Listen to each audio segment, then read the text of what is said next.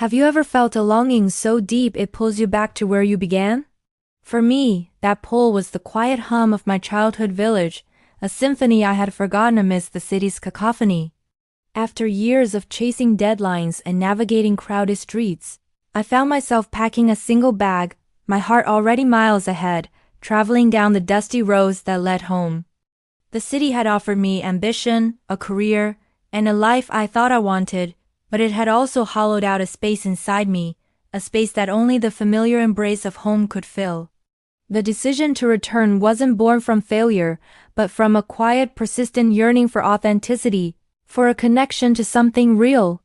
As the concrete towers of the metropolis shrank in my rearview mirror, the sprawling green fields of my youth rose to greet me like old friends. I was returning not just to a place, but to a version of myself I had left behind. The moment I stepped out of the car, the air itself felt different. It was thick with the scent of damp earth after a recent rain, the sweet perfume of jasmine from my mother's garden, and the distant, comforting aroma of wood smoke from a neighbor's kitchen. It was the smell of my childhood. My parents greeted me on the porch, their faces etched with the loving lines of time, their hugs erasing the years of distance in an instant. The house was just as I remembered it, a living museum of my past.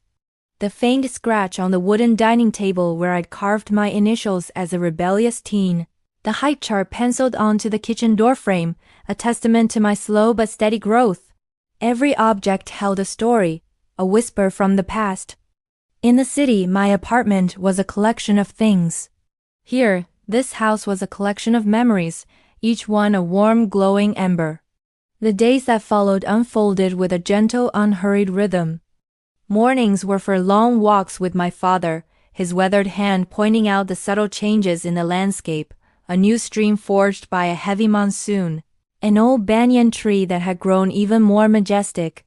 He spoke of the seasons, the crops, and the lives of the people in the village with an intimacy that I, with my global news feeds and digital connections, had completely lost.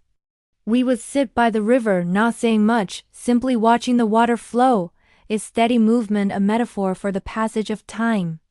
These quiet moments were more profound than any conversation I'd had in years. In the afternoons, I helped my mother in the garden, my city-soft hands rediscovering the feel of cool soil. We shelled peas on the veranda, her stories weaving a tapestry of family history, of joys and sorrows, of resilience and love. It was a simple, repetitive task, yet it felt more meaningful than any project I had ever managed. As I reconnected with the land and my family, I began to notice the small wonders I had once taken for granted. The symphony of crickets at dusk, the brilliant tapestry of stars in a sky untainted by city lights, the genuine warmth in a neighbor's greeting. Life here was stripped down to its essentials: community, nature, and connection. I spent an entire afternoon lying in a field, watching clouds drift by, a luxury I hadn't afforded myself in over a decade. In the city, my mind was always racing, planning, worrying. Here, it was finally still. The silence wasn't empty. It was full of life, full of peace.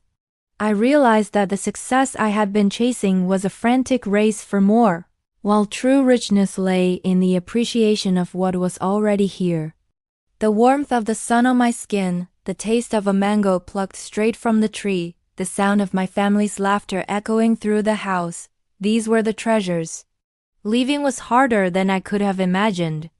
As I packed my bag once more, it felt heavier, filled not with clothes, but with a renewed sense of self. The village had reminded me of who I was at my core, before the world told me who I should be. It taught me that peace isn't a destination to be reached after a lifetime of striving, but a state of being that can be cultivated in the simple, quiet moments. The city lights beckoned again, but this time I was not returning empty. I was carrying the warmth of my mother's embrace, the wisdom of my father's silence, and the gentle, steady rhythm of the countryside in my heart. The journey home had been more than a physical return. It was a pilgrimage to my own soul, a rediscovery of the profound and enduring beauty of simple living. I was leaving, but I knew with absolute certainty that I was taking the best parts of home with me.